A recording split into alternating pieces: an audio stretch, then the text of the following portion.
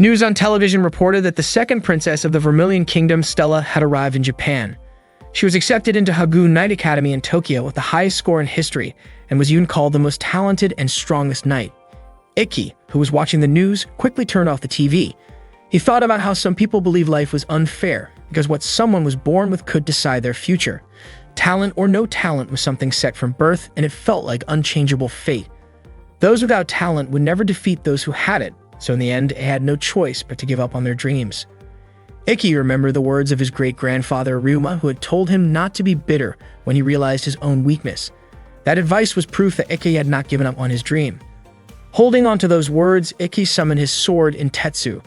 He was a blazer, a special kind of human able to summon weapons formed from their very soul and use supernatural techniques through magic. Blazers recognized by the international organization were given the title of Mage Knight. Ikki's dream was to become one of them.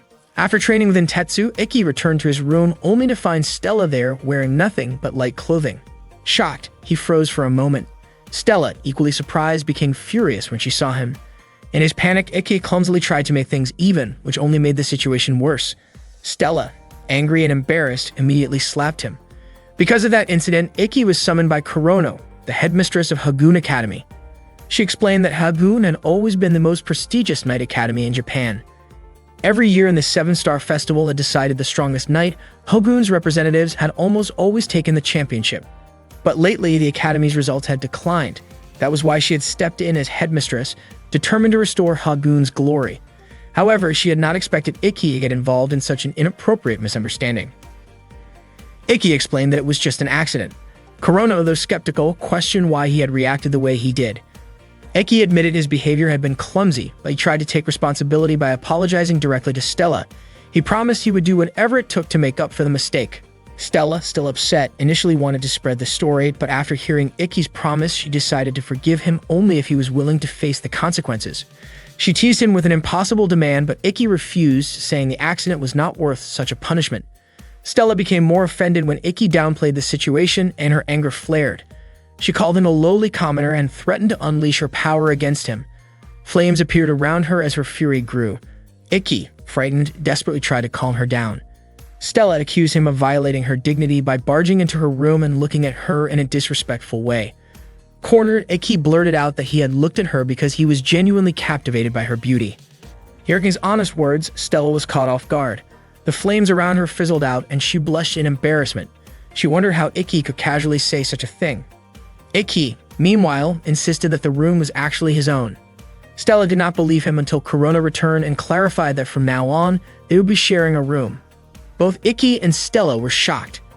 Aki questioned why an A-rank student like Stella had to share a room with him, a Class F student. He admitted that the techniques he could use were limited to low-level physical enhancements, and his magic power was average at best. In other areas, his ability was at the lowest level in the academy. Kurono explained that this was why Ikki was nicknamed the worst one, the weakest student in Hagoon. The reason he and Stella were paired together was simple. There was no student weaker than Ikki, and no student stronger than Stella. Stella asked what would happen if more misunderstandings came up between them. Kurono pointed out that Hagoon had other cases of male and female students sharing rooms, so if they could not accept it, they were free to leave the academy. Stella reluctantly agreed to the arrangement but set 3 strict rules for Ikki.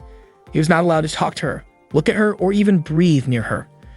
Aki was dumbfounded, especially by the last rule, but Stella explained she did not want him invading her personal space. She even said he could sleep outside the room if necessary, which led to more bickering between the two.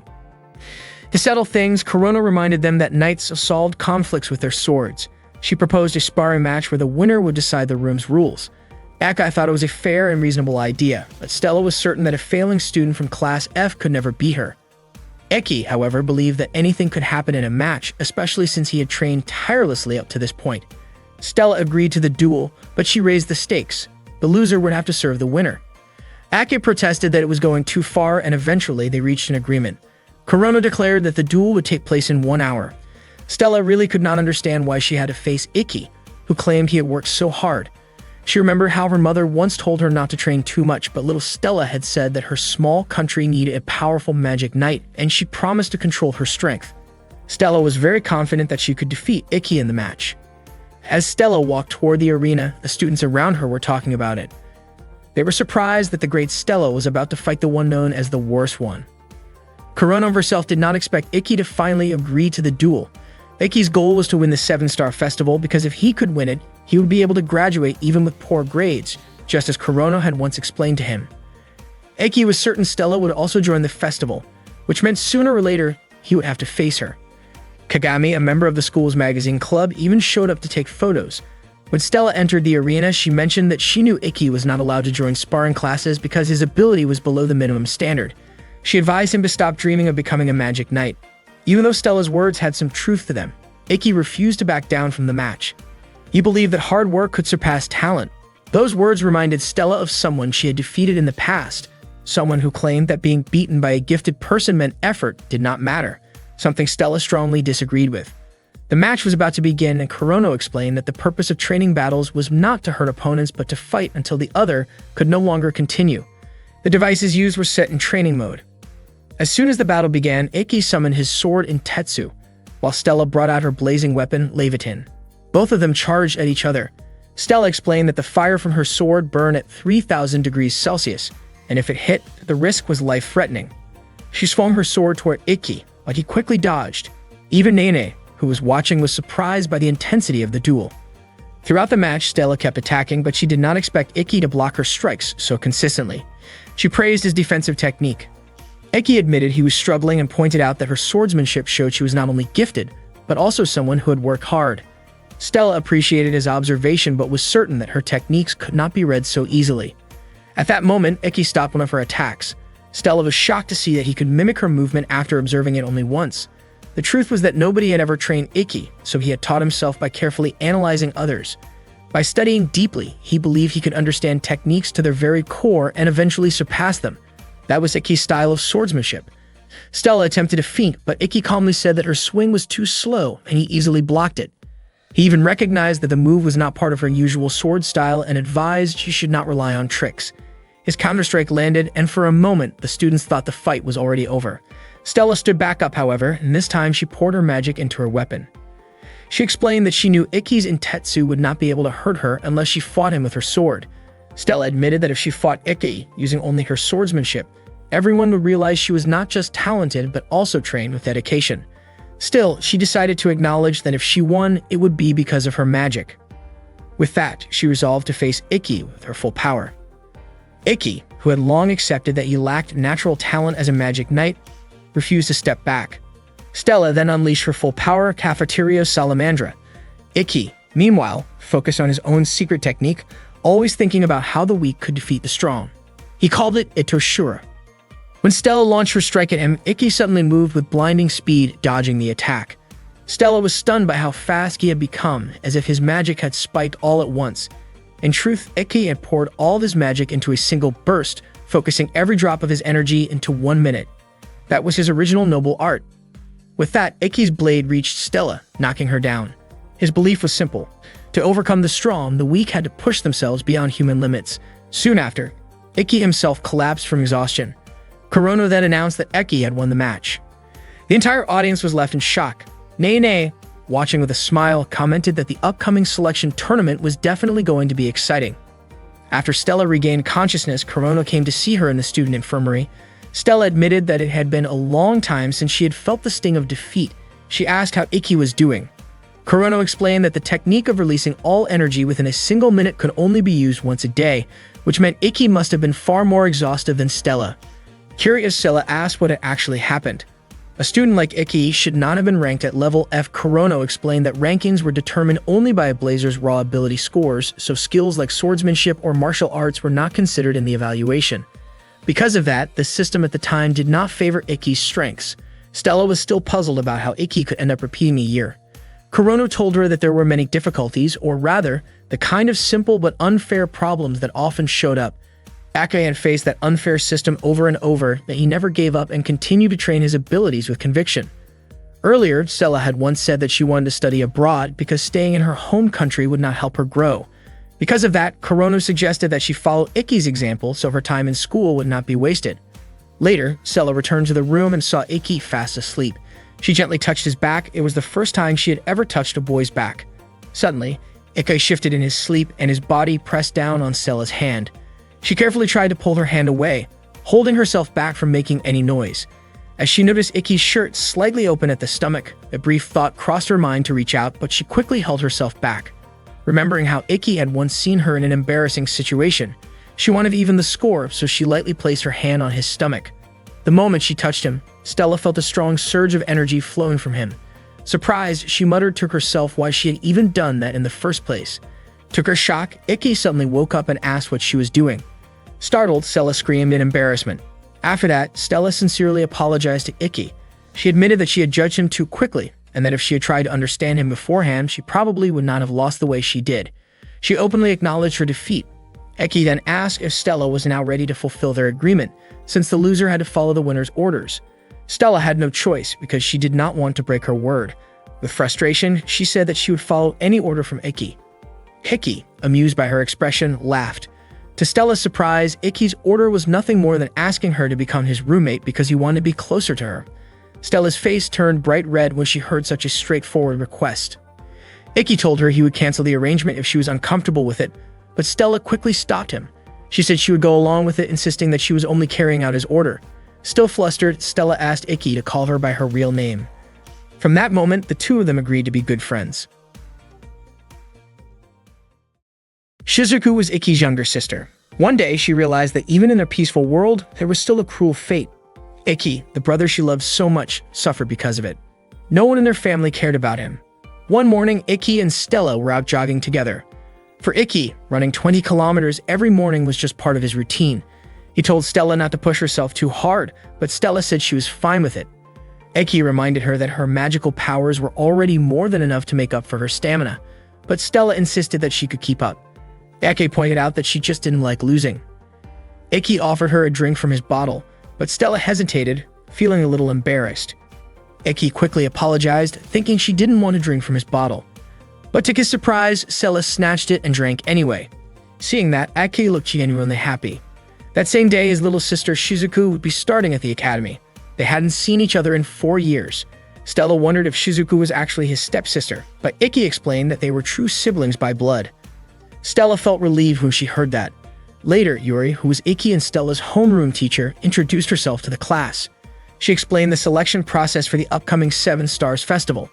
Stella noticed Yuri's voice sounded weak, but Ikki reassured her that even though Yuri seemed frail, she was a good teacher. The principal had announced during the opening ceremony that unlike in the past when representatives were chosen based on grades, this year, the selection would be through a tournament. The top 6 students would qualify as representatives. The rules were simple and fair. The tournament would begin the following week, and schedules as well as opponents would be sent to students by email through their ID cards. Stella asked how many matches they need to fight. Yuri said each student would have about 10 matches, which meant 1 match every 3 days. Ikki thought that would give him enough time to use his ability, Itershura.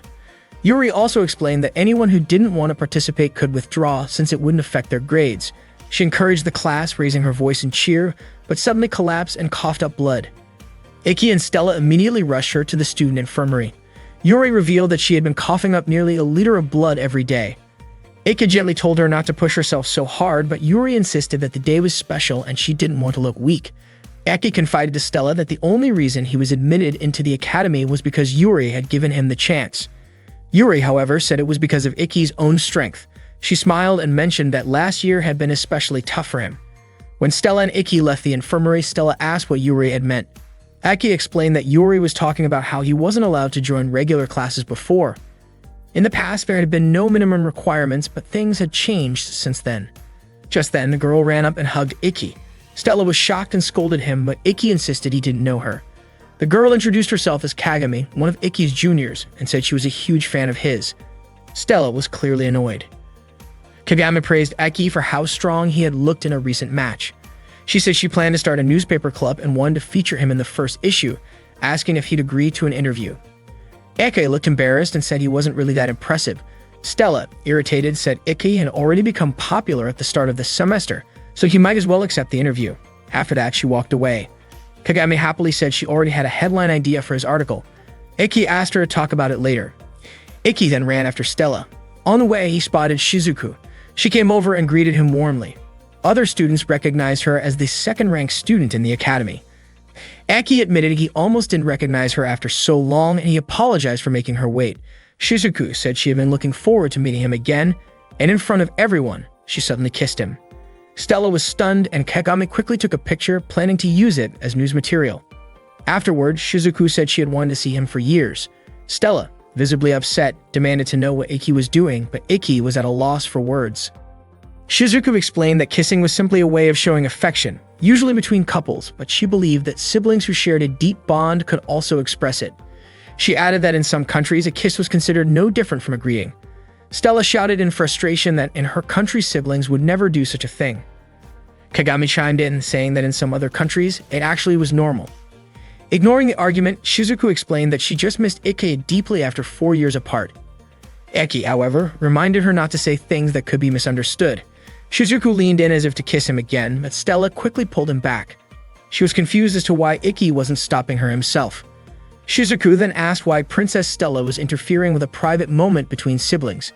Stella and Shizuku kept arguing about the matter until Shizuku finally asked what kind of relationship Stella had with Ikki. Stella claimed that Ikki was her master, and that she was his servant. The students around them were shocked to hear that, while Kagami became overly excited about the scandal that would surely make it into her school newspaper. Shigen already had a catchy headline prepared for the story. Ikki immediately denied Stella's claim, but Stella insisted. She explained that after Ikki won their sparring match, he gave her an order like sharing the same bed with him. Hearing that, Shizuku turned to Ikki and asked if it was true. Ikki didn't deny it, since he and Stella really did sleep in the same bunk bed.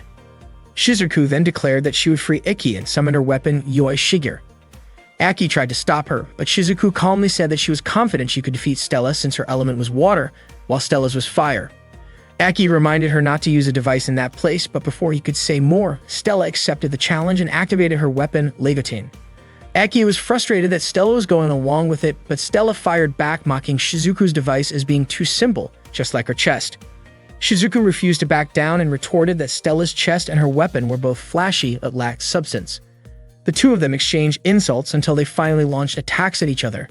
Because of this reckless behavior, they were punished by being forced to clean the school toilets. Normally, using a device either inside or outside the school was strictly prohibited unless permission was granted. Kurono explained that under normal circumstances they should have been suspended, but since it was only the first day, they would instead be punished with 1 week of clean toilets. Both Stella and Shizuku promised not to repeat their mistake. They were only allowed to go home after finishing the cleaning, and since there were 27 women's toilets in total, it took them a long time. Even while scrubbing, the two of them continued trading snide remarks. Shizuku told Stella to stay away from Ikki, but Stella flatly refused. She said it was impossible for her to stay away from Ikki since they shared a room. Shizuku insisted that Ikki would always belong to her, no matter what Stella tried to do. Stella countered by bringing up the fact that Shizuku had kissed Ikki on the lips. Shizuku defended herself, saying that there were things only siblings could truly understand, and that Stella would never be able to feel what Ikki felt. She explained that Stella could never understand Ikki's pain of being treated like he did not exist. Stella was left shocked and confused by Shizuku's words. Shizuku then left, telling Stella there was nothing she could do. When Shizuku returned to her dorm room, she was greeted by her roommate, Nagi. Meanwhile, Stella was still troubled by Shizuku's words. Not long after, Ikki entered the room and asked what she was doing there. Stella said she had been waiting for him because she wanted to train together. Ikki assumed Stella was too tired to practice, but Stella handed him a bottle of water that he had left behind. Then Stella suddenly asked Ikki if he had really been treated as if he did not exist. Ikki was startled by the question and accidentally spat out the water he was drinking. He guessed Shizuku must have told her and admitted that he had wanted to share that story with Stella anyway. Ikki explained that he once looked up to someone named Ryuma, his great-grandfather, who was a national hero that led Japan and won a past war. The Kurogen family produced talented blazers in every generation, but not him. Because of this, his family treated him like he was nothing. He was never even invited to family gatherings. One New Year's Day, Ikki could no longer take it and left the house. The weather turned bad, and he became lost. For a moment, he was ready to give up on life, but then he realized how pathetic it would be to end like that. At that moment, Ryuma appeared before him. Ryuma understood Ikki's pain and told him to hold on to his frustration, because it was proof that he hadn't given up on his dreams. He reminded Ikki not to become the kind of man who gave up just because life was unfair. Ryuma said that humans were beings without wings, but they could still reach the moon. Those words truly saved Ikki. From then on, Ikki resolved to be like Ryuma. He wanted to someday meet someone who had suffered like him and pass on those same words. But in order to do that, he had to grow stronger, strong enough to be a true knight like Ryuma. Since no one was willing to train him, Ikki trained himself. Thinking back on it, he realized the Kurogane family never wanted failure like him to become a knight, so they pressured the school to impose a minimum ability requirement for classes. This became a rule under the former principal, specifically to stop Ikki from ever graduating from the academy. Luckily, Corona replaced the principal, though Ikki still believed the unfair treatment would continue. Stella, however, was certain that Ikki would never give up, no matter how much he suffered. She admitted that she had once felt the same way as well. Stella then asked Ikki to correct what he had said that morning when he claimed Stella hated to lose. Ikki nodded and changed his words, saying that neither of them wanted to lose. Hearing this, Stella smiled warmly at him. Meanwhile, Shizuku shared her thoughts with Nagi. She told him how much she cherished her older brother because of his kindness. Even after Ikki ran away, her feelings toward him remained the same. Shizuku realized how harshly her family had treated Ikki, so she decided to give him the affection he deserved directly from her. Hearing this, Medi smiled warmly. Shizuku apologized for talking too much even though she had just met Nagi. Nagi noticed that Shizuku was a shy person who disliked being around others, and he realized her family situation had only made things worse. Nagi admitted that he had once met someone similar to Shizuku. He reassured her that he didn't mind listening to her stories and even hoped she could see him as an older brother. Shizuku smiled at his kindness. That evening, Stella was preparing dinner while Ikki was taking a bath. Without warning, Stella entered the bathroom, which surprised Ikki since she was dressed in only her undergarments. Embarrassed, Ikki asked why she came in like that. With hesitation, Stella explained that she wanted to help wash his back because she considered herself someone who should support him, and she thought of it as her responsibility. Ikki tried to refuse, saying he never asked for such a thing, but Stella insisted. She began helping him wash, and Ikki's face turned red as he tried to stay composed, especially since she was sitting so close. Stella then asked if Ikki liked women's bodies, catching him off guard. She mentioned that she had noticed his flustered reaction earlier when Kagami had accidentally bumped into him, and she also realized that Ikki had been sneaking glances at her. Feeling guilty, Ikki apologized and admitted with a red face that he did feel attracted. Instead of being upset, Stella teased him, closing the distance between them, which left Ikki even more nervous. However, in the middle of this, an awkward accident happened. Her eye strap came loose. Stella only realized it after it slipped, and when she noticed how close she was to Ikki, she became overwhelmed with embarrassment. As Ikki turned his head toward her, Stella panicked and scolded him. When Ikki saw the fallen bra on the floor, he froze, realizing what had happened. Stella's face burned with embarrassment, and in her flustered state, she lashed out by slapping his cheek before shouting in frustration. That day, Ikki and Stella were training together, crossing swords to sharpen their skills. Afterward, they took a break and started talking. Stella mentioned that she had received an email from the academy, and her opponent would be Momotani from the third-year class. Ikki admitted that he had seen Momotani fight before, and the device he used was a rather unusual armor. Stella asked Ikki not to tell her anything about it, since she was the type who disliked looking up information on her opponents. She wanted to treat it as practice, in case she ever faced an unfamiliar blazer. Ikki agreed, since there were times when not knowing an opponent's level of skill was part of the challenge. Stella then said that researching an opponent's strength, as Ikki often did, was also important. Suddenly, Ikki smiled. He was surprised that even though he and Stella often disagreed, they still managed to get along well. Stella's face turned red, and she felt really embarrassed after Ikki said that. When the bell rang, Ikki invited Stella to head back to class. Stella, looking nervous, shyly asked Ikki out on a date. But before he could answer, Ikki's phone buzzed with a message from Shizuku, inviting him to go shopping the next day. Stella looked annoyed, especially since Ikki immediately agreed to Shizuku's invitation. The next day, Stella tagged along when Ikki went shopping with Shizuku. Shizuku did not expect someone like Princess Stella to go shopping with commoners. It turned out that Shizuku had also invited Nagi. Stella explained that it was Ikki who invited her after she had said she wanted to learn more about Japan. Shizuku pointed out that Stella should focus more on learning proper manners and how to read the situation. Not wanting to lose, Stella countered that she did come along after reading the situation, since she would not let Ikki go off with his flirty little sister. Nagi then introduced himself as Shizuku's roommate, saying that Shizuku had asked him to keep her company while shopping. Ikki found Nagi's appearance surprising. Nagi explained that while he was a man by nature, his heart was more like that of a woman. As Ikki and Nagi talked, Stella and Shizuku kept watching them. They seemed worried that Nagi and Ikki might get too close. Nagi even thought about teasing Ikki a little, but Shizuku quickly pointed her sword at him, putting a stop to it. That day, the group took a train and headed to the shopping district. Stella was happy to be there. At one point, Iki asked if Shizuku's outfit looked a bit too flashy. Shizuku admitted that it was Nagi who had dressed her up. When Stella saw Iki and Shizuku holding hands, she scolded them. Shizuku was confused, saying that it was nothing more than sibling contact. She reminded Stella that she and Iki used to walk holding hands all the time when they were younger. Stella secretly wished she could hold Iki's hand too, but Shizuku teased her, saying that if someone held hands with the opposite sex who was not family, it looked like she had special feelings for him. Stella's face turned bright red and she quickly denied it, saying she was only Iki's servant. Shizuku told her that she did not need to hold Iki's hand anyway, and then invited Iki to go eat with her. Stella grew furious, calling Iki both clueless and a siskan. Meanwhile, in the mall's security control room, guards were about to change shifts when something suspicious happened. At the same time, Iki and the others were eating ice cream at a cafe that Nagi had recommended. Stella was surprised that Nagi knew so much about good spots. Shizuku explained that Nagi was very knowledgeable about fashionable clothes and good food. Aki wiped some cream off Shizuku's face so her nice outfit would not get stained, and he tasted it without thinking much. Shizuku's face turned red and she was left speechless. Nagi realized that while Shizuku could act bold, her defenses were surprisingly weak. Shizuku admitted she had been caught off guard because Iki did it so suddenly.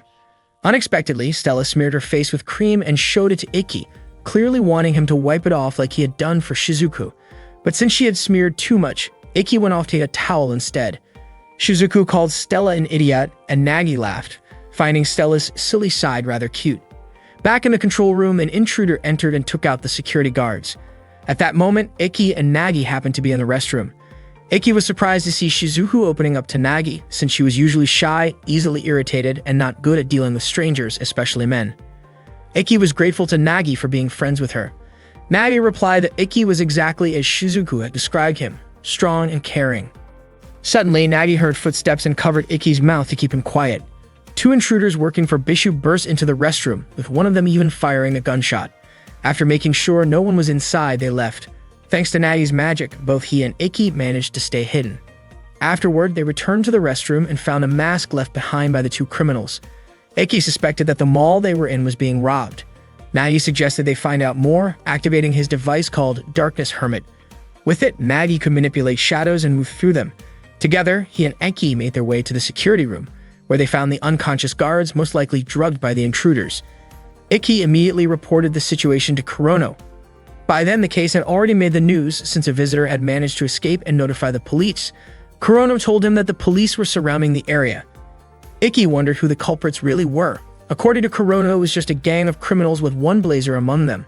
They were also demanding a huge ransom. Akai thought that if money was all they were after, the case should have been easy to handle. According to Kurono, it seemed that the criminals were not only after money. She was certain the police would need the help of Iki and Nagi, so she allowed them to use their devices. Akai thanked her, and Kurono reminded him not to act recklessly. At that time, the criminals were holding several people hostage in the mall, including Shizuku and Stella. Stella called them cowards for targeting women and children. Shizuku whispered a plan to Stella and asked her not to act until she had finished preparing. In the crowd, a mother was crying and begging the criminals not to hurt her child. The one leading them, Yoken, shoved the woman to the ground. A young boy threw his ice cream at Yoken, asking him to leave his mother alone. Yoken insulted the boy and pushed him away before pointing a gun at him. Just as he pulled the trigger, Stella moved quickly. She used her flames to melt the bullet before it could reach the boy. Yoken fired several more times, but the shots had no effect against Stella's Empress dress. Stella calmly explained that she had no intention of fighting them and only wanted to speak to their leader. Yoken ignored her and kept firing until another man stepped forward. The man was Bisho, their boss. He ordered Yoken to lower his weapon. Bisho immediately recognized Stella as the second princess of the Vermilion Kingdom. He greeted her politely and even scolded Yoken for threatening the hostages. Yoken apologized but tried to justify himself by saying the boy had attacked him with ice cream. Bisho coldly remarked that the boy's behavior was the fault of his parents. Then, to everyone's shock, he pointed his gun at the boy's mother, claiming she had committed the crime of failing to teach her son proper manners. Stella's patience snapped. She activated her device, realizing too late that Bisho had been trying to provoke her from the start. Still, she had no choice but to fight. Bisho drew his own device, the Judgment Ring, and blocked her flames. With a single counter, he managed to knock Stella down. He explained that his weapon worked through a system of judgment and punishment. The ring on his left hand absorbed his opponent's attacks as sins, while the ring on his right hand released them back with multiplied force as punishment. Stella quickly realized she had been struck by her own power reflected against her. Bishu mocked her, calling her noble for risking her life to protect strangers. Then, with a twisted laugh, he demanded that Stella humble herself before him if she wanted to save the hostages. Stella refused to give up, and Bishu burst into loud laughter at his own cruelty. Ikki, furious, wanted to rush in, but Nagi stopped him. Nagi reminded him that acting recklessly could put everyone in greater danger. Meanwhile, Stella's resolve hardened, and though Bishu thought he had broken her, she stood strong. At the same time, Shizuku was secretly casting a spell. Nagi reassured Ikki, telling him to trust his sister, since she was one of the Academy's best magic users. Sure enough, Shizuku managed to quietly create a barrier around the hostages, keeping them safe without the criminals realizing it. Bishu eventually noticed that Stella wasn't the only blazer present. He ordered his men to open fire on everyone. Yokin and the others obeyed, but their bullets bounced harmlessly off Shizuku's magical shield. Confident now, Shizuku believed Ikki would finish the fight. Ikki drew his device in Tetsu. Bishu and his men spotted him standing above them and tried to shoot him down, but none of their bullets could hit him. Ikki declared Itoshura, focusing all of his strength into his sword. He knew that if Bishu's left hand made contact first, his attack would be neutralized, so Ikki moved with precision, leaping into the air and spinning to confuse Bishu's aim. In an instant, Ikki closed the distance and slashed with lightning speed. Bishu's left hand was severed by the strike. This was Ikki's seventh secret technique, Reiko. Bishu screamed in pain. Ikki explained that his sword was faster than Bishu's eyes could follow, leaving him unable to defend. He added that Bishu's suffering was nothing compared to what Stella had endured because of him. Not long after, Nagi revealed himself. Bishu desperately tried to order his subordinates to attack again, but it was already too late. Stella had already defeated them. Ikki suddenly hugged Stella and her face turned red from the unexpected embrace. He quickly apologized, and not long after, Shizuku arrived, bringing Stella a change of clothes. She was surprised that Stella had charged forward without a plan, but she admitted that Stella's actions were still something to be praised. Stella, in turn, complimented Shizuku for protecting everyone. Just then, Ikki's strength weakened and the others grew worried. He explained that it was the side effect of Itoshura. Out of nowhere, a woman who had been hiding among the crowd of hostages revealed herself as one of Bishu's subordinates and took control of the situation. She demanded that they release Bishu. Before anyone could act, a sudden attack knocked the woman down. Stella couldn't understand where the strike had come from. A man appeared, saying he hadn't intended to steal someone else's moment of effort. Nagi was confused because he hadn't sensed this man's presence at all. Ikki, however, recognized him right away. His name was Shizuya. With a confident smile, Shizuya remarked that he didn't expect Ikki to still be attending school. Soon after, the police arrived and arrested Bishu and the others. The girls quickly gathered around Shizuya, praising him as if he had been the one to defeat the villain. Seeing that, Stella grew irritated, and Shizuku quietly agreed with her. Ikki approached Shizuya to thank him, saying that thanks to him, everyone was safe. Shizuya responded that it was only natural to protect those who couldn't protect themselves, but then asked Ikki if he still planned to become a knight with such limited strength. Stella immediately grew defensive and demanded Shizuya stop talking that way, but Ikki gently held her back. Frustrated, Stella declared that Ikki was stronger than Shizuya. Shizuya laughed at her words, finding them amusing, and teased her by saying it seemed she already saw Ikki as a cool and admirable guy. He went on to remark that Ikki should have told her the truth, that he had once withdrawn from a match because he was unwilling to face him. Shizuya then told Ikki to check his email, revealing that he was Ikki's first opponent in the upcoming tournament. With pride, Shizuya introduced himself as last year's representative of the Seven Stars Festival and said he hoped Ikki wouldn't back out this time. Stella grew even more annoyed by his arrogance. The selection tournament for the Seven Stars Festival began with Stella facing a student nicknamed the Heavy Tank, whose name was Momotani. Momotani used a device shaped like armor called Goliath, and his signature move was Heavy Charge. The students cheered loudly when the match started, encouraging Momotani to defeat Stella. Stella reminded everyone that this was a real match, not just training, and warned Momotani that taking a direct hit here would hurt much more than during practice. She advised him to think carefully before fighting. After hearing her warning, Momotani decided to surrender, which made Stella the winner. After her match, Stella went to take a shower, where she overheard Shizuku and Nagi talking. Shizuku mentioned that there was nothing impressive about Stella's earlier match because her opponent had simply been too weak. When Stella came out of the bathroom, she admitted that Shizuku was right. It turned out that not only Stella but also Shizuku and Nagi had won their respective matches. Suddenly, Kagami appeared, praising them for their victories. Kagami's sudden entrance startled Stella, causing her towel to slip. Embarrassed, Stella tried to cover herself with her hands. Curious, Nagi asked who Kagami was. Kagami introduced herself as a member of the newspaper club and said she aspired to be a professional journalist. Nagi guessed that Kagami probably heard a lot of rumors around the academy. Shizuku clarified that Kagami was a journalist, not a gossip chaser, though she admitted that she often picked up on rumors as well. Nagi, instead of being put off, wanted to get along with her since they both enjoyed hearing such things. Meanwhile, Ikki was watching match footage on his laptop when Stella came over to see him. He congratulated her on her victory earlier, having already heard the result through an email. Stella noticed that Ikki had been rewatching the same video repeatedly and wondered why. Ikki explained that he wanted to study the timing of the attacks. Stella revealed that the move in question used an ability called the Invisible Area. It did not only hide a person's form, but also their scent and presence, making it a perfect camouflage. That was the frightening ability of the device Oborozuki. Stella admitted she disliked the idea of defeating opponents without ever revealing oneself. Ikki believed that if the user of Oborozuki ever faced Stella, he would likely back off immediately, since a long-range fighter like her could counter such an ability. He pointed out that while people called that kind of fighting style the hunter, Stella thought it was more fitting to call such a person a coward. She realized, however, that for Ikki, such an opponent would be especially challenging. She asked if he would really be alright going up against someone with a device like that. Ikki asked if she was worried about him. Stella, flustered, denied it, saying only that she did not want him to lose to someone like that. Ikki assured her that he already had a plan in mind and was confident in his victory. Stella smiled and encouraged him. Determined to figure out a way to defeat Shizuya, Ikki continued to train. While exercising, he ran into Nagi, who asked if it was true that Ikki had been attacked by Shizuya in the previous year. Ikki explained that back then, the Kurogen family had close ties with the former principal, and they kept trying to push him out of the academy. Because of that, Shizuya began targeting him.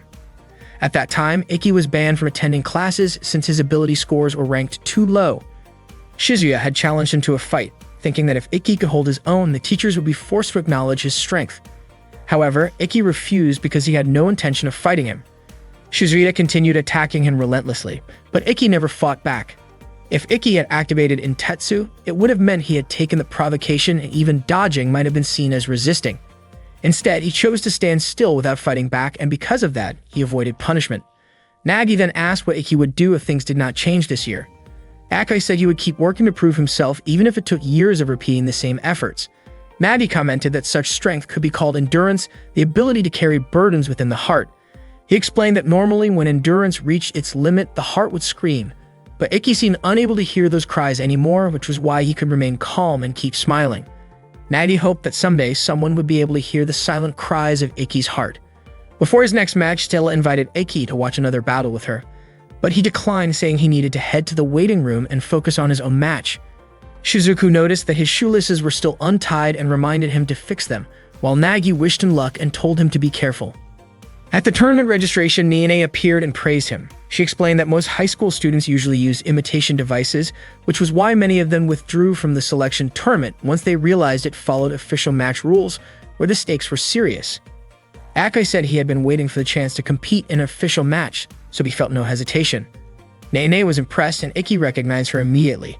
Every student knew that Nene was the demon princess of the KOK Top League. He also knew she was an old friend of Kurono's and had returned as a part-time instructor that year. Nene leaned casually against him and playfully suggested the idea of a private lesson together later that night. Suddenly, Kurono approached Nene, catching her off guard.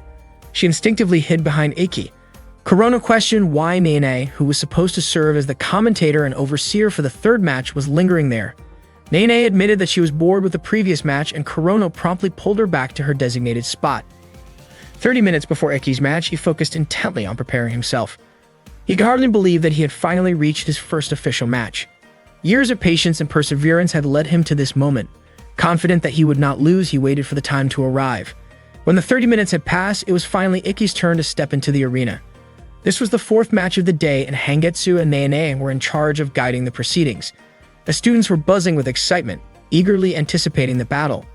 The first contestant to appear was Shizuya, a student from Class C who had previously represented his class in the Seven Stars Festival during first grade. The crowd erupted in cheers at his arrival. Opposing him was Ikki, a Class F student who had recently defeated Stella in a practice duel. Shizuya arrogantly expressed disbelief that Eke had dared to show up for this match, claiming he would easily crush him. Without hesitation, Shizuya activated his Oborozuki device, manifesting as a bow, while Ikki readied his Intetsu device in the form of a sword. Ikki concentrated fully, but Shizuya mocked the intensity of his gaze. Despite being reminded that the match had officially begun, Shizuya continued taunting him for appearing impatient. Then, Shizuya activated the invisible area, causing both of them to vanish from sight. The arena now resembled a dense forest, with the environment itself adding to the challenge. 04. As arrows flew from every direction, Ikki managed to deflect them. Suddenly, he noticed a rip in the air and realized that he had located Shizuya.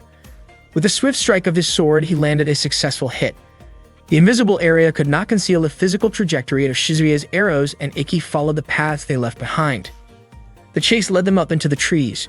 Shizuya could not believe that Ikki was serious about defeating him, while Ikki remained determined to prevail. Shizuya laughed at Ikki's resolve. Ikki prepared to accept Shizuya's attacks, confident he could block them. Shizuya then disappeared and began launching invisible strikes. Ikki could not avoid these attacks initially and wondered how Shizuya was able to execute them. Shizuya explained that he did not rely on cowardly shortcuts. This year, the invisible area could fully conceal the arrows until they struck the target. One arrow hit Ikki, causing him to stumble. Hangetsu was shocked by Shizuya's strength, clearly surpassing last year. Nagi grew increasingly concerned, and Shizuku noted that Ikki's plan might be in jeopardy. Stella questioned why Ikki had not used his techniques immediately. Knowing that this would be the ideal moment, Shizuku observed that Ikki's fighting style focused on analyzing the opponent, though Sato criticized it as a waste of time. Nagi, however, reasoned that Ikki was not careless but simply too nervous to seize the opportunity. Stella found this hard to believe, yet she acknowledged Ikki's rare display of confidence, as he had never declared certainty in victory before. Facing a barrage of arrows, Ikki continued to endure. Stella finally understood what Ikki had been experiencing all along, despite being the person closest to him. Shizuya called for Ikki to engage fully, mocking him and claiming that the headmaster's decisions were too heavy for someone like him. The students were taken aback by his words. Shizuya then declared that if Ikki could win the Seven Stars Festival, he could graduate, prompting laughter from the audience. Shizuya continued taunting Ikki, and the students remembered the previous match against Stella, convinced that no Class F student could ever triumph over a Class A opponent. Despite not participating in the fight themselves, the spectators laughed at the challenge Ikki faced. Shizuya's arrows struck Ikki repeatedly, leaving him exhausted. Seeing this, Stella shouted for the students to stop mocking him, defending the young swordsman she admired. She encouraged Ikki not to give up, expressing that she preferred to see him fight with determination and wanted him to appear strong in her eyes. Inspired by her support, Ikki stood up and clenched his fists, silently thanking Stella for her encouragement. Shizuya, noticing Ikki's reaction to the female cheers, laughed at him. Ikki took a deep breath to regain focus, perplexed at his fixation on tracking Shizuya's arrows. Shizuya planned to target Ikki's mind while he was in a state of happiness. Ikki, however, had anticipated this and knew that he had one thing he could rely on, Itoshura. He activated the technique, but to Shizuya it seemed like a flawed move that could not compare to his own skill. Ikki's ability allowed him to observe an opponent's techniques and attacks in detail, paying attention to angles, words, and even the tone of voice when Shizuya released an arrow.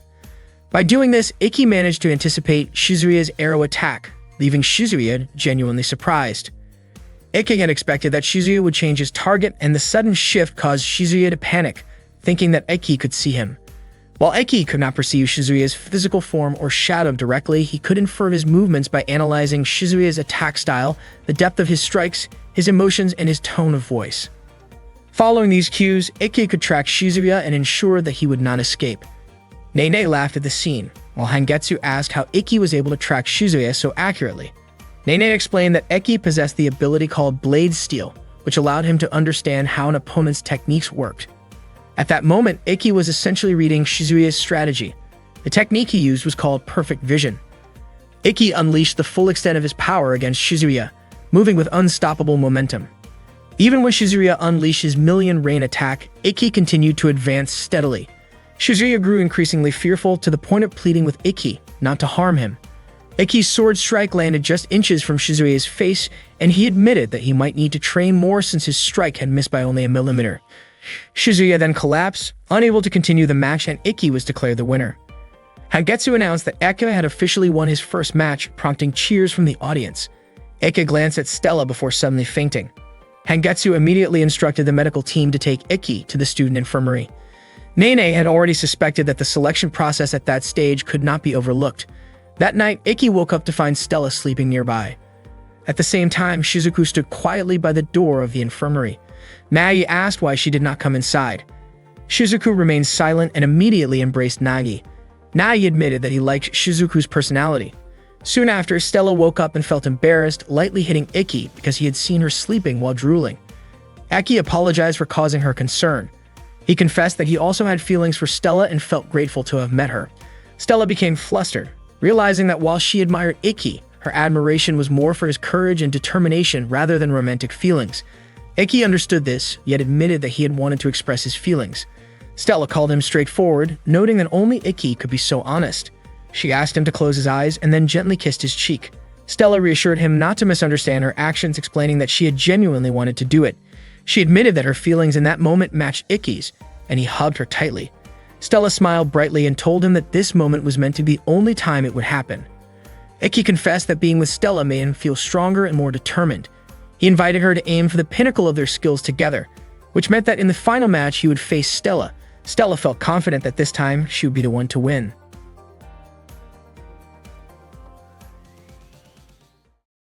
That day, Stella was training alone, still thinking about Ikki ever since that night when they hugged. Since then, they had become a couple, but Stella found it puzzling that for the past 2 weeks, Ikki had been acting completely normal toward her. Ikki had just won the selection tournament again, marking his 5th consecutive victory. His friends no longer called him the worst one and had started to see him as a skilled swordsman. Kagami even approached him, asking if he could practice sword techniques with her. Stella watched the interaction with a visibly annoyed expression. Ikki didn't mind helping Kagami and the others, which made them all very happy. Kagami began taking notes for her next front-page article about the warm guidance she received from Ikki. Ikki wondered why their training sessions seemed to shift in focus, but Kagami said it was fine and decided to start her practice the following day. Stella appeared frustrated, noticing how the male students looked envious of Ikki being surrounded by girls. Before long, Yuri arrived to begin their class, but unexpectedly, she collapsed and became unconscious, causing panic among the students. Later in the room, Stella questioned why Ikki was so brave. She was concerned because Kagami and her friends were skilled fighters, so training them could turn them into challenging opponents for Ikki. However, Ikki hoped for that outcome, believing that if it happened, it would show Kagami and the others were truly deserving of training. Besides, if they faced difficult situations, Ikki's advice might help them. He simply wanted to do whatever he could. Stella realized just how kind-hearted Ikki really was. Ikki admitted it, and Stella, feeling shy, reminded him that they had been dating for 2 weeks and maybe it was time to do the usual couple activities. Unfortunately, Ikki didn't hear her because he had already fallen into a deep sleep, leaving Stella feeling quite frustrated. The next day, Ikki began training Kagami and her friends. He asked them to stand on one leg. Kagami asked about the purpose of the exercise. Ikki explained that it was meant to help them learn to use their inner muscles and understand the importance of balance, especially in combat where one often relies on a single leg. He also mentioned that in Chinese martial arts, putting weight on both legs equally is considered a mistake called double pressure stance. Kagami took detailed notes, learning new information from Ikki. Suddenly, a few male students approached. They were annoyed by Ikki's confident attitude and the fact that he was surrounded by girls. They activated their devices without Ikki realizing who they were. Kagami asked what they intended to do.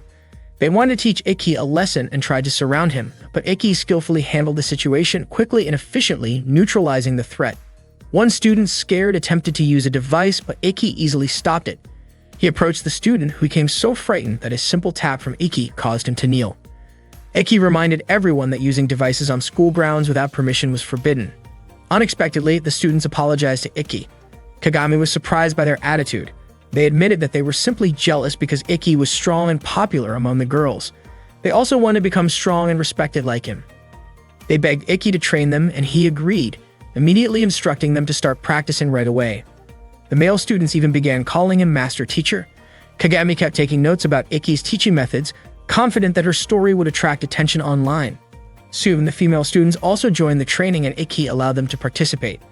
The group kept growing and Kagami enjoyed taking pictures for her article. Ikki realized that everyone had their own skills and learning even a little sword technique could add variety to their fighting styles. Stella had prepared a sports drink for Ikki, but Shizuku beat her to it, grabbing his hand and giving him the drink. Ikki drank it, while Shizuku excitedly joked about the flavor. Both Stella and Ikki were startled, but it turned out Shizuku was just teasing. She asked why Stella brought 2 bottles, and Stella admitted she was very thirsty and wanted both. Unexpectedly, Stella drank them herself before Ikki could stop her. Shizuku decided to join Ikki's training.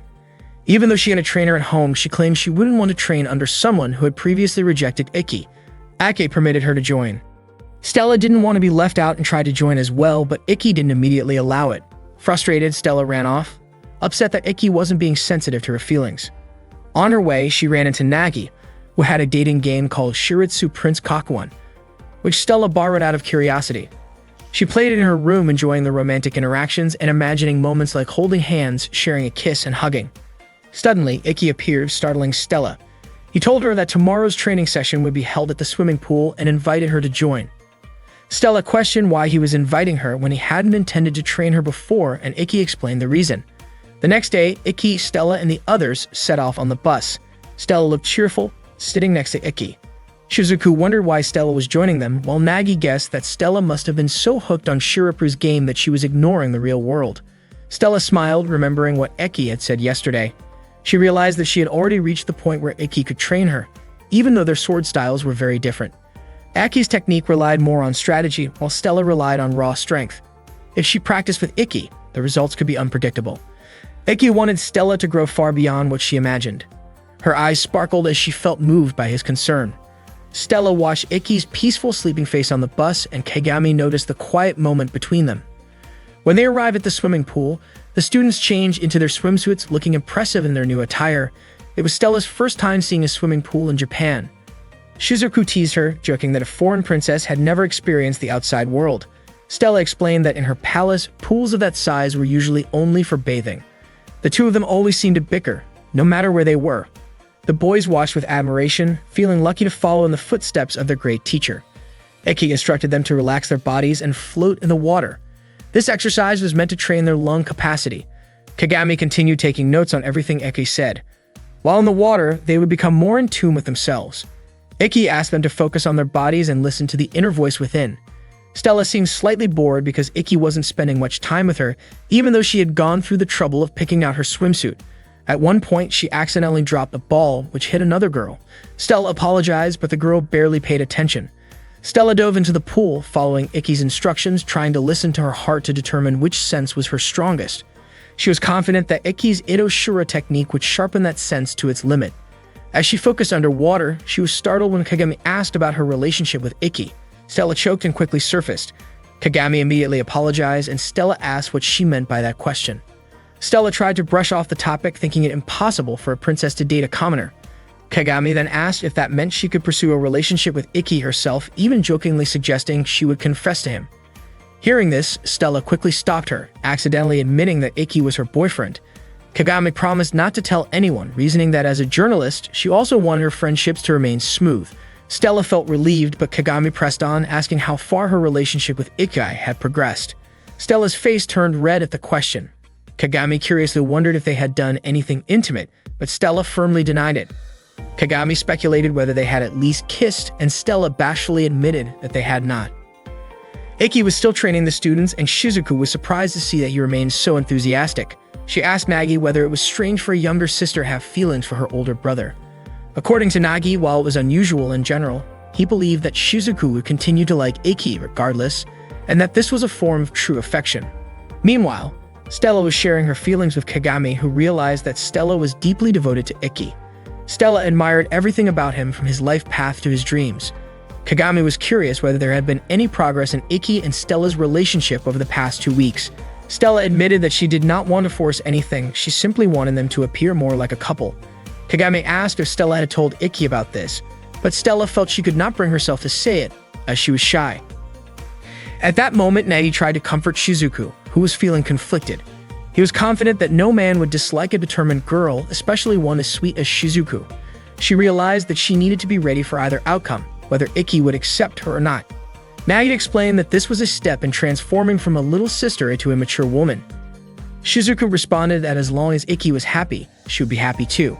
Nagi reminded her that she still had a chance, especially since Stella had not yet fully opened up to Ikki. At the same time, Kagami suggested that Stella should be more open with Ikki. If she remained silent, Ikki might not open up either. Stella was worried that being too forward might make Ikki dislike her, fearing she would seem inappropriate. Kagami reassured her that Ikki would not dislike her, explaining that 2 weeks was a long time and men often acted slowly.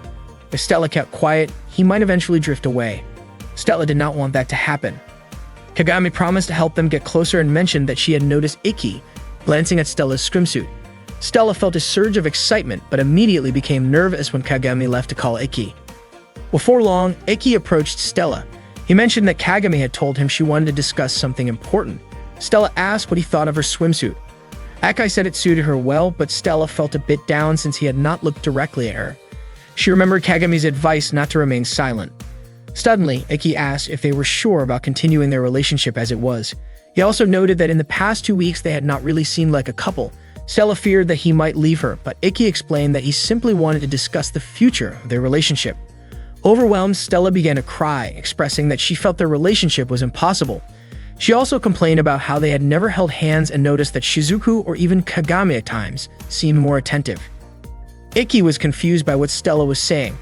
She guessed that he might want to break up with her. Ikki apologized if his behavior had made her dislike him. Stella asked if it was not Ikki who disliked her, but he was puzzled by why she would think that. He turned it around, suggesting that she was the one upset with him. Though Stella denied this and affirmed her feelings for him, Ikki admitted that he liked her even more. Stella was frustrated by Ikki's indifferent reaction to her swimsuit and his lack of attention when she went silent. Ikki explained that he did not want to focus on her swimsuit because he did not want her to think he was being inappropriate. It turned out that both of them were concerned about being misunderstood, so they avoided behaviors that couples might usually share. They did not even understand why they had argued in the first place. Ikki had asked Stella to express what she wanted to do at that moment. To their surprise, they both wanted to kiss. Facing each other, Ikki gently kissed Stella on the lips. Stella asked if he disliked girls who took the initiative to kiss, but Ikki assured her that no man would dislike a confident girl. Stella confessed that she did not like guys who initiated kisses, except for Ikki. Afterward, they shared a tender moment together. On the bus, Stella and Ikki held hands. Suddenly, they received an email notification that their next matches were scheduled. Ikki would face Renren, while Stella would face Ikazuchi. Surprisingly, their opponents were members of the student council. That day, the match took place with Ikki facing off against one of the student council officers, Renren. Renren had accumulated incredible speed and kept accelerating without stopping, her noble art, known as Runner High. Her speed even exceeded the speed of light. Renren asked Ikki if he was surprised by her power, and Ikki admitted that he was not. He understood why Renren had become a student council officer, as her movements were nearly impossible to follow with the naked eye. Meanwhile, during his match against Stella, Ikazuchi spun his Zanbato. His ability increased the mass of the blade as it spun, making his weapon heavier with each turn. He was confident that Stella would not be able to defeat him. Ikazuchi, nicknamed Destroyer, began using his Crescendo Axe technique, while Stella countered with her Black Bird technique. Unexpectedly, Renren's attack narrowly missed Ikki, and Ikazuchi's strike also missed Stella. Stella confidently stated that she could counter everything, whether strength, technique, or deception, because she was an A-level student. At the same time, Ikki pointed his sword at Renren's face, prompting her to acknowledge her defeat. The match was ultimately won by Ikki and Stella. It was clear that the first-year students were remarkably strong. The match had been skillfully overseen by Mikazuki and Hangetsu, who proved to be excellent commentators. Unexpectedly, a girl who had met Stella at the swimming pool was also watching the match. After the match, Shizuku congratulated Ikki, who felt a sharp pain in his wrist. Shizuku immediately held his hand and offered to stay close to help take care of him. Stella grew a little annoyed by Shizuku's attention toward Ikki and suggested that he should tell his younger sister to give him some space. Shizuku was confident that Ikki would never scold her because he cared so much for her, and Ikki silently confirmed this. Shizuku told Stella not to interfere as it was none of her business. Stella admitted that she did have a connection to Ikki, but hesitated to explain further. Suddenly, Navi asked how long Ikki would allow a certain person to follow him. Ikki realized that someone had been tailing him, a girl hiding behind a tree. Neither Shizuku nor Stella had noticed the stalker, and Stella even suggested that this person might have been the one who placed a razor in the mail. Nagi mentioned that the girl had been following Ikki for a week, and it seemed it was time for him to address the situation. Ikki called out to the girl to ask what she wanted. Surprised, she stepped out from her hiding spot. Stella felt that the girl's face looked familiar. The girl, nervous and stammering, asked them not to misunderstand her and accidentally stumbled into a small pond. They took her to the student infirmary. She introduced herself as Ayatsuji Ayase, a third-year student. She spoke haltingly, embarrassed to meet a boy's gaze. Upon hearing her name, Iki asked if she was related to Ayatsuji Kaido. Ayase confirmed that Kaido was her father. Aki had already suspected this from the bamboo sword mark on Ayase's hand. Stella asked if Nagi knew who Kaido was, but Nagi did not. Shizuku explained that Kaido was a talented swordsman, nicknamed the Last Samurai, who had won many prestigious championships, including the Tenryu Gozen, Tozei Toitsu Tournament, Musashi Cup, and Juven Tournament. Kaido was highly skilled but not widely recognized because he was not part of a formal organization. When Iki was a child, he had studied swordsmanship by watching recordings of Kaido's matches and had been thrilled to meet Kaido's daughter. Aki asked why Kaido's name rarely appeared in the media. Ayase explained that her father was recovering from an accident during a match. She was delighted to hear that someone as strong as Iki admired her father. Shizuku asked why Ayase had been following Iki. At first, she suspected it might be for improper reasons, which caused Stella to react emotionally. Ayase quickly denied this, explaining that she had only wanted advice from Iki. She had been training in the Ayatsuji sword style on her own and hadn't been making progress because she didn't know how to communicate properly with a boy. That was why she had been following Iki. Iki was surprised that she had spent a whole week thinking about how to approach him. Ayase apologized to Iki, who smiled and invited her to practice swordsmanship together.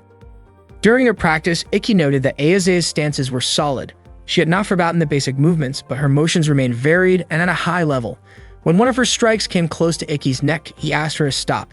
Iki then asked if she meant that she hadn't progressed because she could not match Kaido. Ayase admitted this. No matter how fast she moved, she could not reach Kaido's speed, even though she had learned his movements perfectly. Aki explained that trying to imitate Kaido had actually hindered her growth since their bodies and muscle structures were different.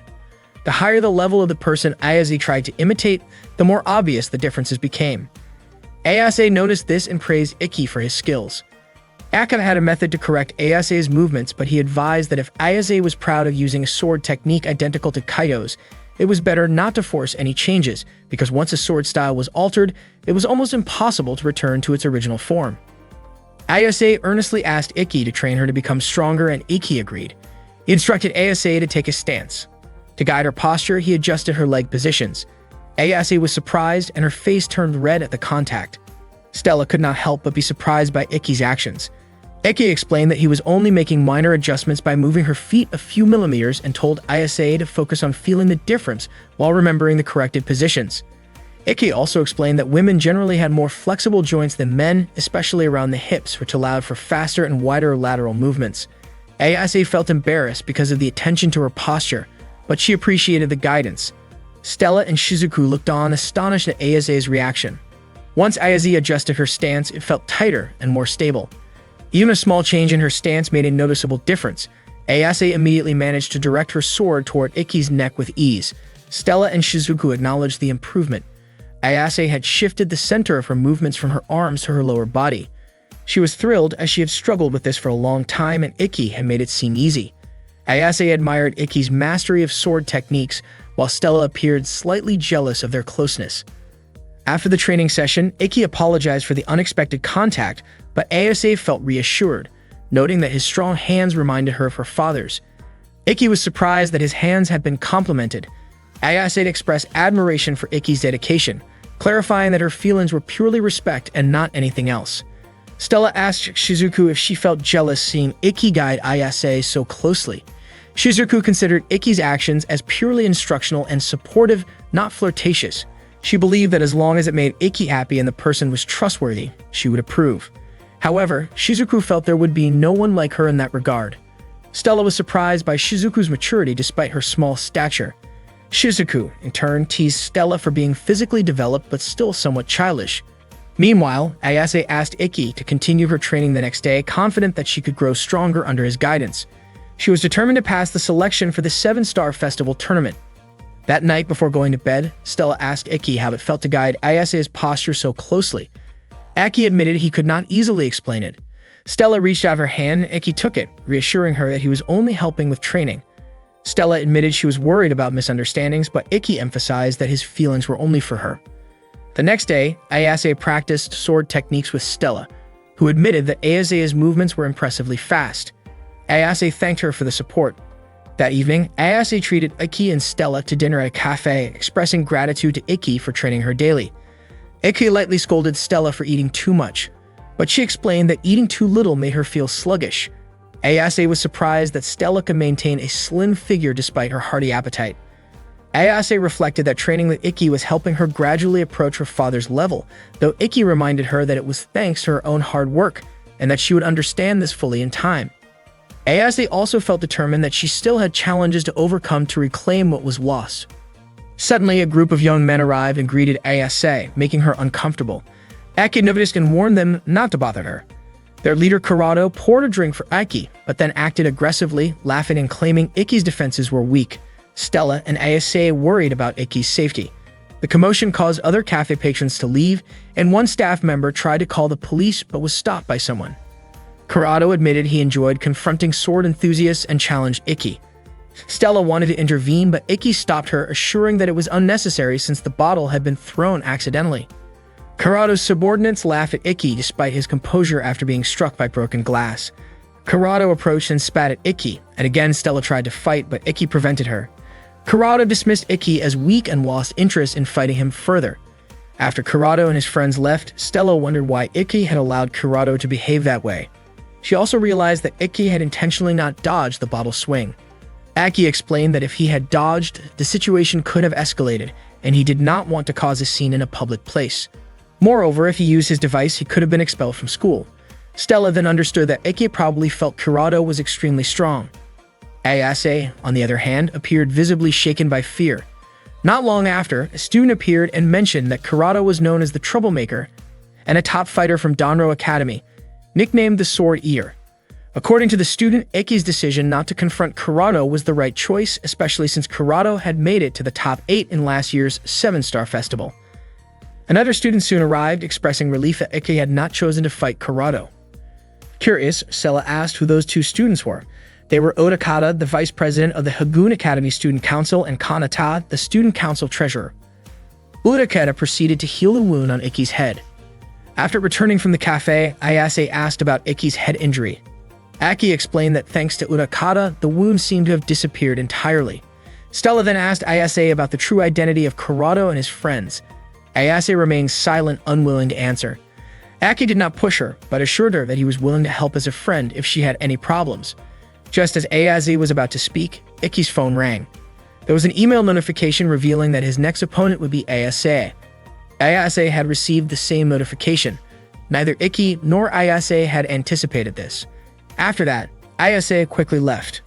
Meanwhile, Kurado's friends continued discussing Iki, criticizing him for not fighting Kurado. However, they ultimately agreed that it was a wise decision to avoid a battle with someone as strong as Kurado. The next day, the students practiced swordsmanship with Iki as usual, but Ayase never showed up. Shizuku remarked that Stella must be happy about that since she had been so jealous of Ayase. Shizuku even teased Stella about being selfish, which led to their usual quarrel. Iki recounted the incident to Nagi. Nagi pointed out that if Ayase's goal was to advance to the 7-Star Festival, she could not afford to lose in the selection rounds. However, she likely would not be able to defeat Iki the next day, so she would probably do something to win. Iki was surprised at how much Nagi seemed to know. Iki then showed Nagi Ayase's message, which requested a meeting on the rooftop at midnight. Nagi warned that it was clearly a trap, but Iki was confident that Ayase would not cheat, recalling that she had once confessed her fondness for his hands. For that reason, Iki decided to meet her. Nagi admitted that Iki's determination was dazzling, even making him envious. Though Nagi disliked direct eye contact, he could sense certain things because of it. He warned Iki to be prepared to cut ties if anything went wrong, so he would not regret it later. Aki promised that he would not falter, determined to keep his promise to Stella. At midnight, Iki arrived on the rooftop where Ayase was waiting with a smile. At midnight, Iki met Ayase on the rooftop, asking what she wanted to talk about. Ayase already knew about Iki and Stella's promise to face each other at the 7-Star Festival.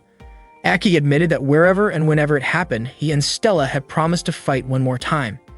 Ayase asked what he would do if, before that promise could be fulfilled, he had to face an enemy he could not defeat. Aki said that he would still fight fairly even knowing he could not win, because the only thing he could do was fight with all his strength. Ayase disagreed.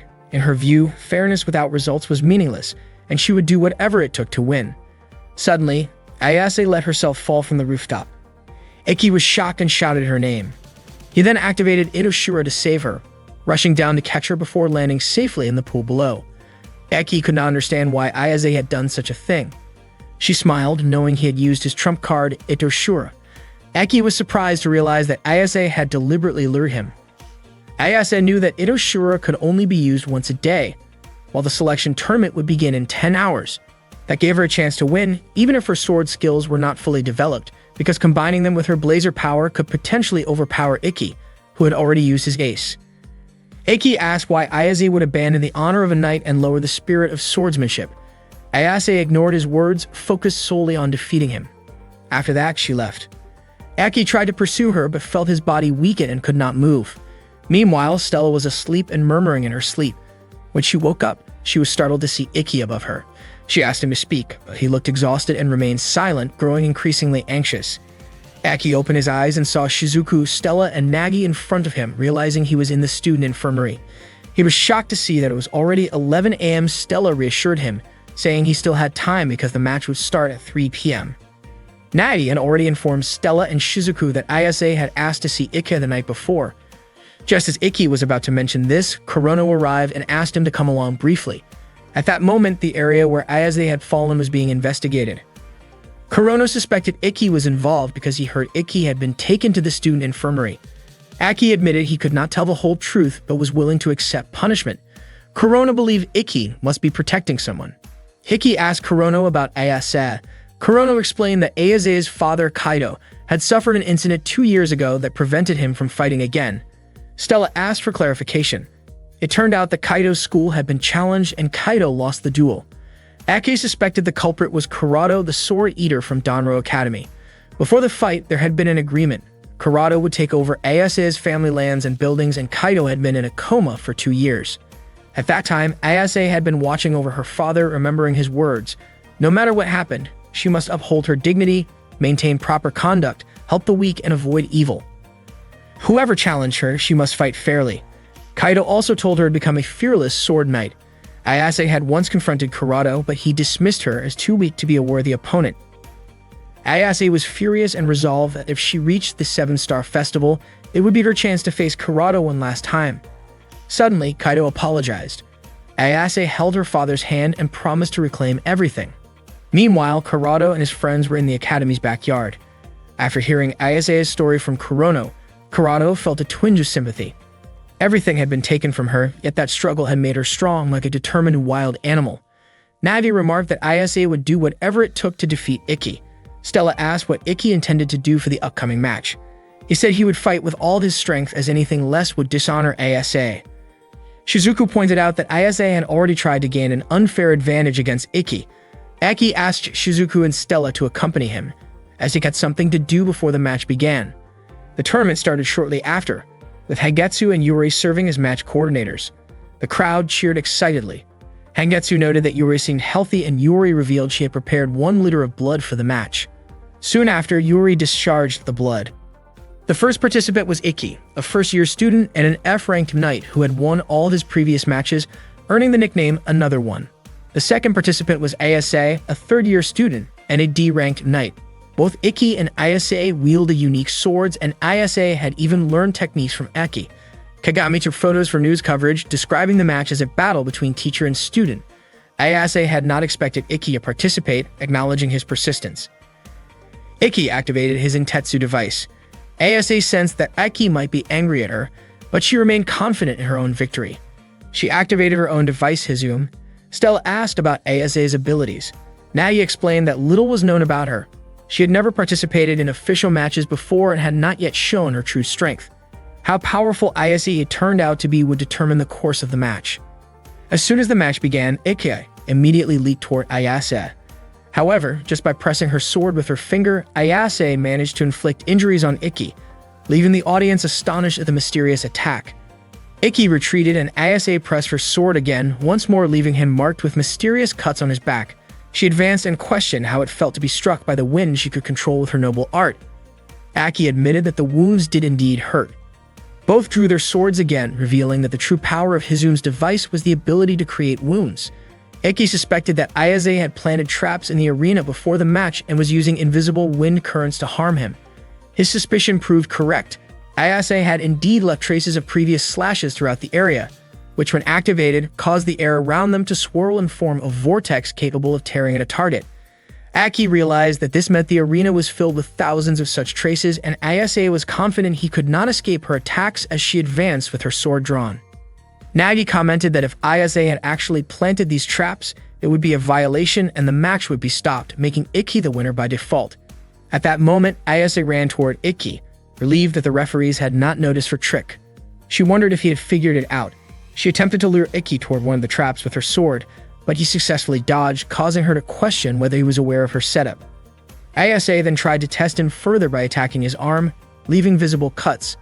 The attacks appeared mysterious, almost as if they were self-inflicted, as she manipulated the small openings created by Hizume's device. Ikki's vital points could have been in danger even from minor cuts. Ayase launched a rapid flurry of attacks, and Ikki could only defend while trying to counterattack, but she was able to hold him off.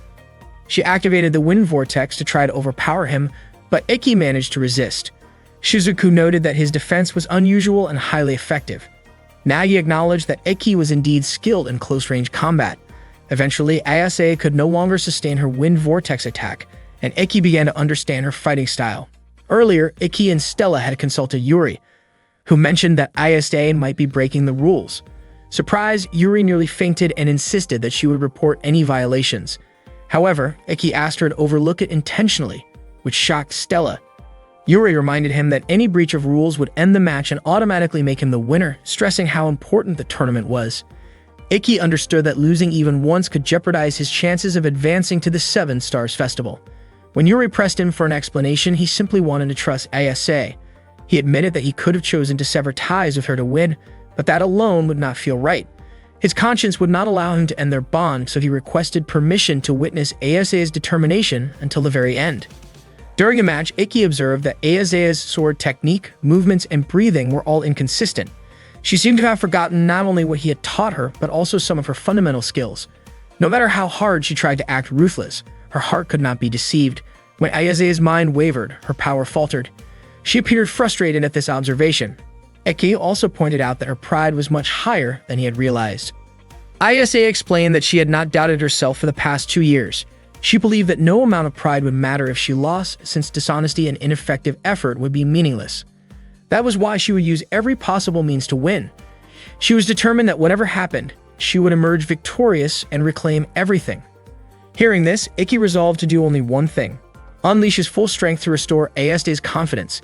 He charged forward without using Itoshura. Ayase immediately activated her wind vortex to strike him, but Ikki effortlessly dodged.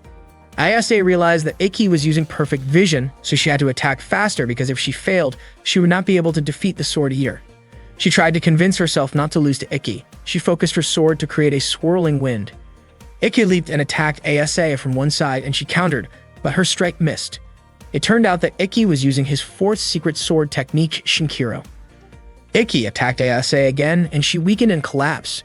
Hengetsu remarked that Ikki's attack had decisively defeated Ayase. Nagi was surprised because even though Ikki had won, Ayase was not injured. Shizuku explained that before the strike, Ikki had switched his device to imitation mode, and she did not understand why he had done that. Stella said that Ikki's intention from the beginning had been to drain his opponent's energy because his goal was not just to win. At that moment, Ayase asked why Ikki had not hurt her. Aki explained that even without injuring her, she would not be able to continue fighting. Ayase refused to be underestimated and tried to stand, but she could not move her body. She began to cry and shout, wondering why this had happened. Aki said that when someone is powerless and wants to give up, the only thing that can lift them is their pride as a swordsman. He asked if Ayase still had pride within her soul. Ayase realized that this was the truth. She had been deceiving herself and admitted her defeat. Hearing her surrender, Hengetsu announced that Ikki had won the match against Ayase. The crowd erupted in cheers. At that moment, Ayase acknowledged how sad she felt and realized that from the start, she had lacked pride. Iman commented that Ayase was confused and lost, but she had never forgotten the swordsmanship her father had taught her, and that was what made her strong. Ikki even offered to help Ayase reclaim what Kurado had taken from her. Ayase asked why he would help her after she had tricked and wronged him. Aki said that helping a friend did not need a reason. He extended his hand, which reminded Ayase of her father. She realized that what she truly wanted was to become a great swordsman like him. Ayase grasped Ikki's hand and cried wholeheartedly, asking for his help, and that was exactly the moment Ikki had been waiting for from her. Last Samurai was the nickname of Kaido, Ayase's father. When Ayase was in middle school, Kaido retired due to his weakened heart. Even though his swordsmanship was no longer as sharp as it had been, Kaido still devoted himself fully to guiding his students. 2 years ago, Kaido taught Ayase the secret Teni Muha technique. Ayase appeared tense while learning the technique and felt it would be impossible to master, yet Kaido was confident that Ayase would understand it because she was more serious than anyone else he had ever taught.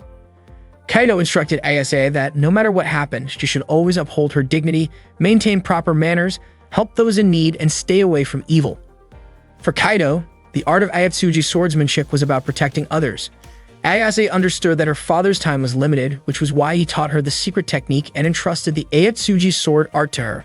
She could only watch silently as her father lay in the hospital bed. That day, Ayase walked with Ikki and Stella. Stella mentioned Kurado, who was known as a rogue craftsman, notorious for attacking schools unofficially and challenging martial arts academies throughout the city. Aki added that Kurado had made it into the top 8 at last year's Seven Stars Festival, and because of his incredible strength, he had earned the title Sword Eater. Ayase admitted that Kurado was indeed extremely powerful. 2 years ago, when he challenged Kaido's academy, Kurado had not used his device, meaning he fought without relying on his enhanced power. Even so, Kurado had defeated the last samurai. The battle between Kurado and Kaido felt like a nightmare to Ayase. At that time, Kurado and Kaido clashed swords, and Kurado's strikes caused Kaido to fall. Ayase and the students rushed to help him and urged him to stop fighting. Kaido expressed gratitude for their concern, but insisted he could not allow Kurado to harm them. Kaido advanced again to confront Kurado, but Kurado easily held him off. Kurado mocked the last samurai, claiming that fighting to protect others was futile, yet his own skills were limited. Kaido, fueled by emotion, continued attacking Kurado, only to be countered again. Ayase felt deep worry for her father. Kaido then used the ultimate technique of Ayatsuji swordsmanship. At that moment, Kurado nearly panicked, as the technique was close to defeating him. Unfortunately, Kaido's weakened physical condition made it easy for Kurado to overpower him. Kaido collapsed after being struck. Ayase ran to her father and embraced him. Kaido apologized before his body went limp. Following this, Kurado seized control of their academy, leaving Ayase furious. She wished she could have stopped Kurado herself, taking her father's place in the fight. To Ayase, the way Kurado wielded his sword showed neither honor nor beauty, but aggression and recklessness. Men like Kurado had defeated Kaido and tarnished the principles of Ayatsuji swordsmanship. Ikki, motivated by loyalty, resolved to defeat Kurado on his own for Kaido's sake. Ayase escorted Ikki and Stella to the academy that had been taken over by Kurado. They approached the gate, where Kurado's followers had gathered. Stella sarcastically referred to them as a group of clowns. Polite but firm, Ikki approached and requested to meet Kurado. Ikki met Kurado along with Ayase and Stella. Kurado recognized Ikki and immediately called him a coward. Without hesitation, Ikki challenged him to a duel, declaring that he represented Ayase in reclaiming the academy. Kurado had not expected Ikki to challenge him, and he noted how different Ikki's demeanor was compared to their encounter at the cafe. Kurado asked what Ayase had told Ikki. Ikki explained that students from the Night Academy were forbidden from using their devices outside the school environment unless they had permission from the owner of an accredited martial arts academy. Ikki was confident that Kurado would not refuse a duel. Kurado smiled, intrigued by the challenge, but wanted to see if Ikki was truly worthy as an opponent. Ikki displayed several student ID cards belonging to Kurado's followers, signaling that he had already defeated them all. Kurado activated his device Orochimaru while Ikki activated his Intetsu. Kurado charged at Ikki, striking quickly with his sword, while Ikki defended and dodged the attacks. Ikki attempted to strike Kurado's left side, but Kurado successfully blocked it. Ikki was puzzled as his timing had been fast, and he wondered if Kurado had predicted his moves. Kurado struck again, transforming his staff into a flail. Orochimaru had the ability to change shape to control the distance of his attacks. Ikki struggled to evade Kurado's flail attacks. Stella and Ayase observed the battle, with Stella noting that while Ikki could not attack an enemy outside his normal range, he was far from weak. Ikki advanced to strike Kurado, anticipating the flail and managed to avoid it. Ayase marveled at Ikki's perfect vision technique. As Ikki closed in, Kurata returned the flail to its staff form, launching a rapid attack that nearly struck Ikki. Kurata laughed, acknowledging Ikki's skill in evading his strike. Aki realized that this was the true power Kurata had used to defeat Kaido. Aki pointed out that the source of Kurata's strength was his reflex speed. Reflex speed refers to how quickly someone can observe, understand, and respond.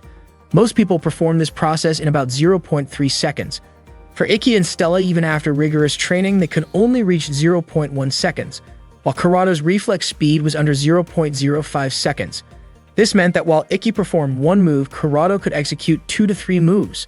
With this ability, Kurata could defend against attacks that would normally be impossible to block and even redirect a sword strike mid-motion, causing the attack's direction to change unexpectedly. Kurata acknowledged that Ikki was the first person to notice his marginal counter so quickly. He explained that Ikki would not be able to defeat him because the marginal counter was not a technique, but a natural talent. No matter how hard Ikki trained, honed his skills, or devised strategies, he could not surpass Kurata.